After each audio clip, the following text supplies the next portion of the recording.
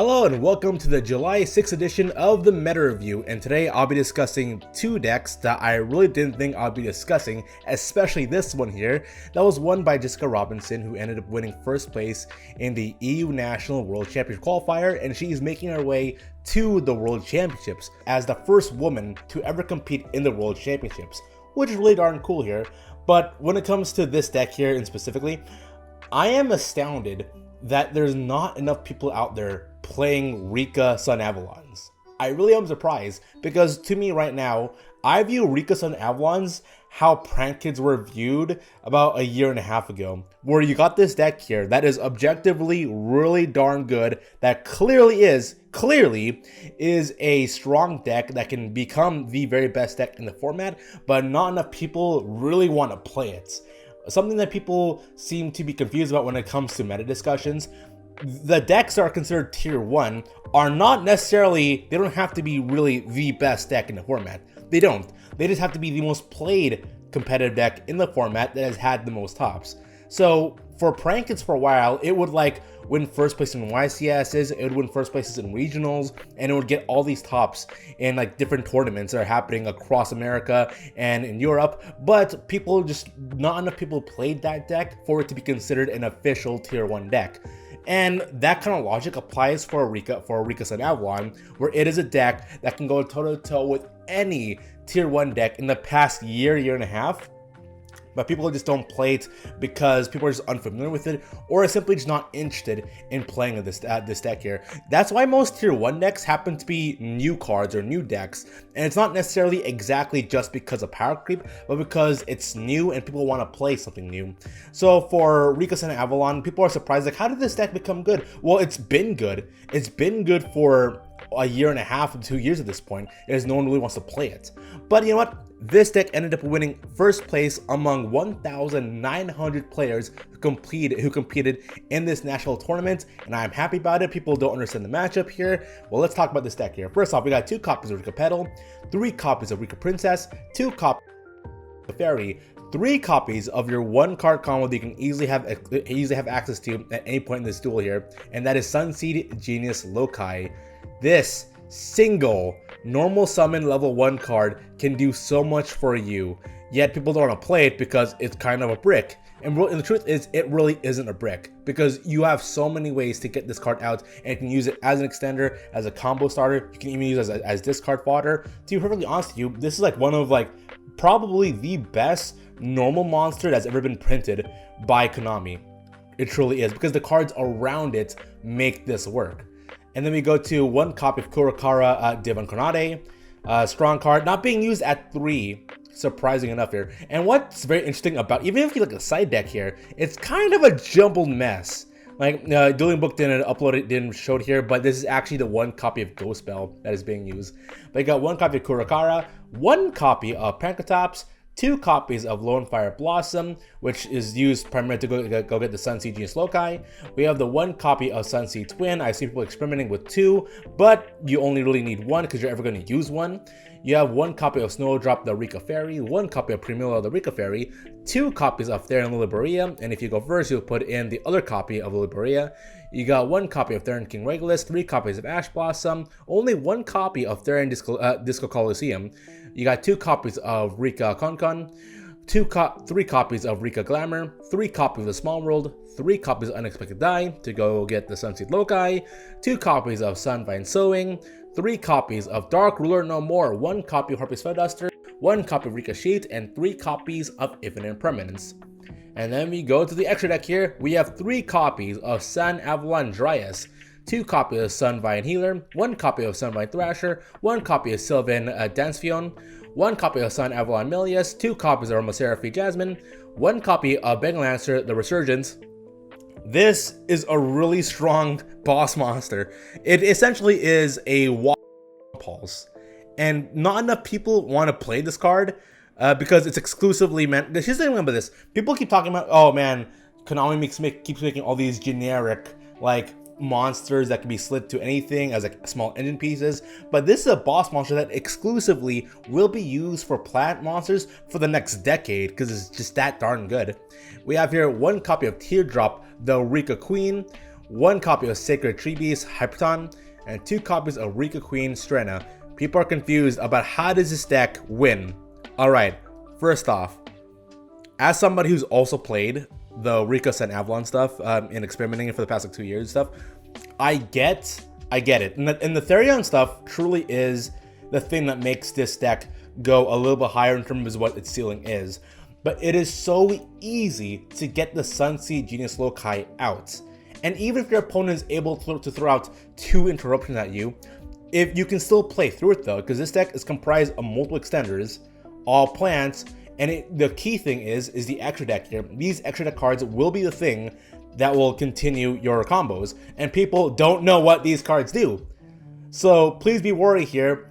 When it comes to Rikka Sun Avalon, they can play past 2 interruptions. They can play more through that because with Therion, King Regulus being around, they can provide extra protection for their plant plays. So all in all, it's just a very flexible, dynamic deck here. You don't even need to play the Therion stuff. You can put in more hand traps. Heck, I've seen people play with the Gene Reader engine instead of Therions. In this case, though, people are using Therions just so you can go and search out into Therion Lily Berea, which will then get you the Therion King Regulus.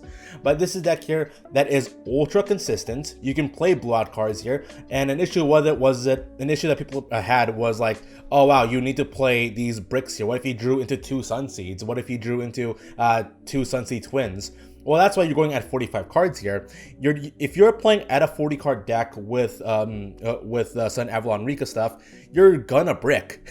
Like you are more safe playing over 40 cards with this deck here, because really you just want to have accessibility to your extra deck. If you can have accessibility to your extra deck through any plant monster, you got full combo. That's what it really is. And this deck is not all about, oh, I'm gonna go and break your board with like a strong boss monster who's just gonna go and destroy everything. So many cards, almost every good deck is comprised of monsters that have floating effects that if this card goes to the graveyard, or if this card goes to the graveyard, or if this card is in the graveyard, you can go activate a quick effect to do blah blah blah. But look at this. We have a walking compulse. We have ourselves a monster that tributes. It doesn't destroy, it doesn't send, it tributes a monster on the field. So it can counteract a couple things, including like the near unbeatable boss monsters, which is really darn sick. And then when you do stuff like, something that should be noted about when it comes to like Yu-Gi-Oh! Current deck building philosophies here, some people are saying, oh, throw in like 9 to 15 hand traps, which is like the philosophy behind Math Mech here. But what Jessica did here is that she ended up going for the big blood cards like Dark Lord Namor and Harpy's Feather Duster. People right now are having a discussion if big blowout cards, also on top of that, we also got the Lightning Storm, which got semi-limited to 2. People are even bringing in Regekis, people are bringing in Dark Holes, we got Evenly Matches. These big blowout cards it doesn't just like slow down your opponent, it legitimately baits out an actual negation if they have one, and if they don't negate that, then their entire field pretty much gets wiped. So yeah, so this is a thing going on in a discussion right now happening in the Yu-Gi community of, is it healthy to have these big blowout cards, which is interesting because we went from, hey, playing Regeki, playing Dark Hole, blowout cards, you don't really need them. Like, it was a thing that, like, you had to have Triple Tactics Talent, or you had to have cards like Evenly Matched or Forbidden Droplet. I think it is really smart here in the sense that because everybody was running Triple Tactics Talents, you only reduce yourself down to having the Ash Blossom. So you only have the 3 Ash Blossom to maybe be used for the Triple Tactics Talent thing. And then we got ourselves the Infinite Permanence, which goes around the Triple Tactics. And then we have the Dark Lord Namor, which also goes around the Triple Tactics.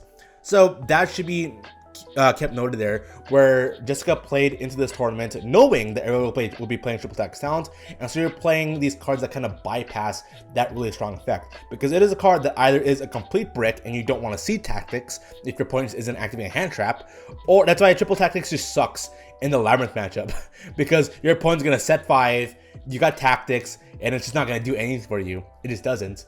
So it was a smart call to play around people who expected hand traps being very prevalent in the.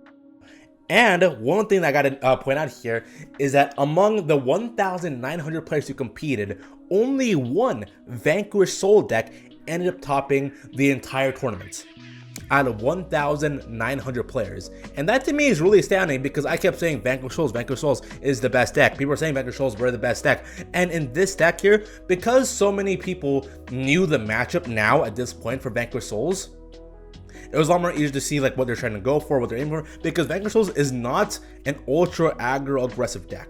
It isn't. It is a tempo based deck where they're going to whittle you out in terms of card advantage. That's the strategy behind Vanquish Souls. It's not ultra aggressive, and it's a deck that is really good against people who try to play these wombo combo decks here. But if it's trying to play against a deck that doesn't use hand traps all that much, like for instance, Asterion here only has 3 Ash Blossoms, so the Vanquish Souls doesn't really have that much of a matchup against this deck. And when it's matched up against a deck that's combo intensive but also plays a bunch of hand traps like Math Mech, then Vanquish Souls will win the majority of the time. But because people came into this tournament playing Labyrinth, playing Fluunderies, playing Sunseed, Rikka, people were like, okay, these Vanquish Soul decks are really good in some matchups but terrible in others. There was a lot more representation for Fluunderies in the past couple tournaments than there have been Vanquish Souls.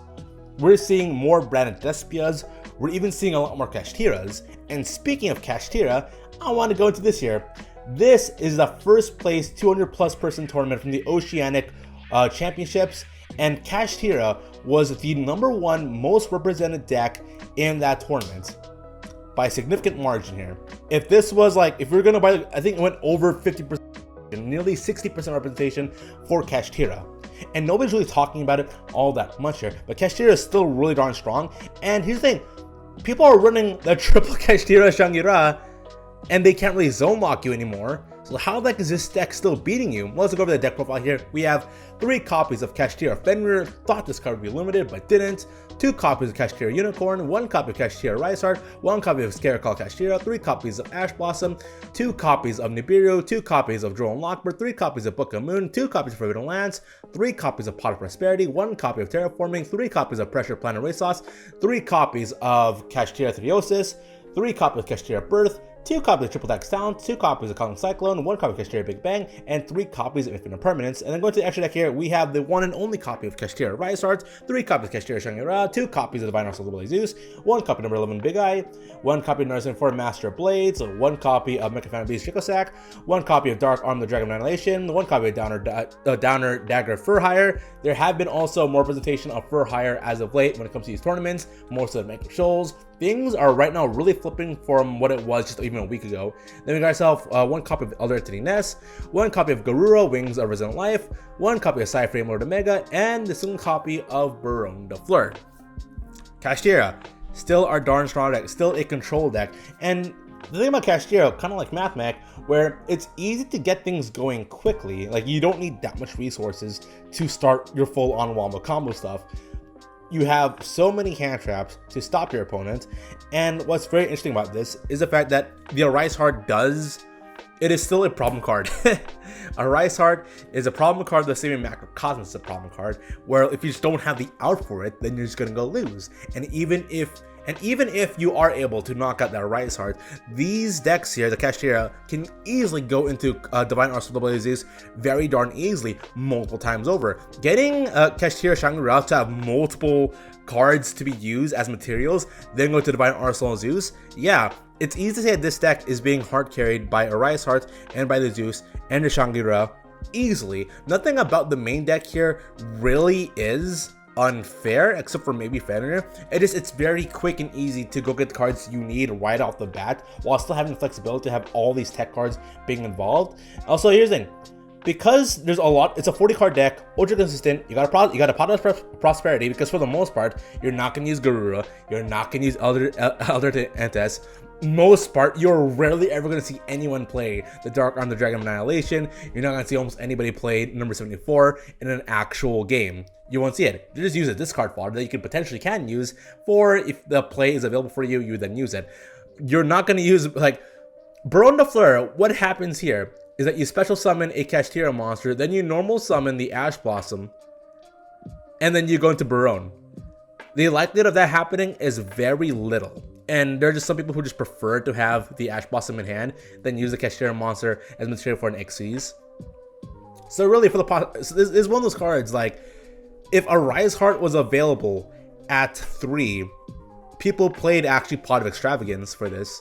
And then when you consider like big blood cards like Dark Lord Demore, Harpy's Fairduster, the Anti-Spell Fragrance, yeah, I say this is a deck that really does go toe-to-toe against Vanquish Souls, except is a lot more aggressive. And if a Rise Heart wasn't limited to 1, and if the Zone Locking Clean was still available, there's no way I believe that Vanquish Souls could go in top I. I think the only reason why Vanquish Souls ended up topping the past couple tournaments and getting first place spots really is because it's new. I keep saying it all the time. All because the deck is tier 1. It's not because tier 1 because it is objectively the best deck. It is tier 1 because it is the most played deck, the most represented deck that is currently being played. And the decks that people really want to play usually are because they are new. People want to experiment, people want to new. People have recency bias when it comes to Yu-Gi-Oh! And when it comes to recency bias, we kind of ignore anything that happened previously before that, and we're just going to go with the knowledge that what is happening right now is the best. Now, I still say that Vanquish Souls is a tier 1 level deck here. It just performed terribly in the past string of tournaments, but maybe, just maybe, in the next string of tournaments, in the next week or two, we're going to see more representation of Vanquish Souls yet again. So once again, this is the meta review for July 6, 2023. If you like this video, feel free to like and subscribe if you want to. You totally don't have to do so, but it would be cool if you did. And so until next time, see you later for next week's meta review.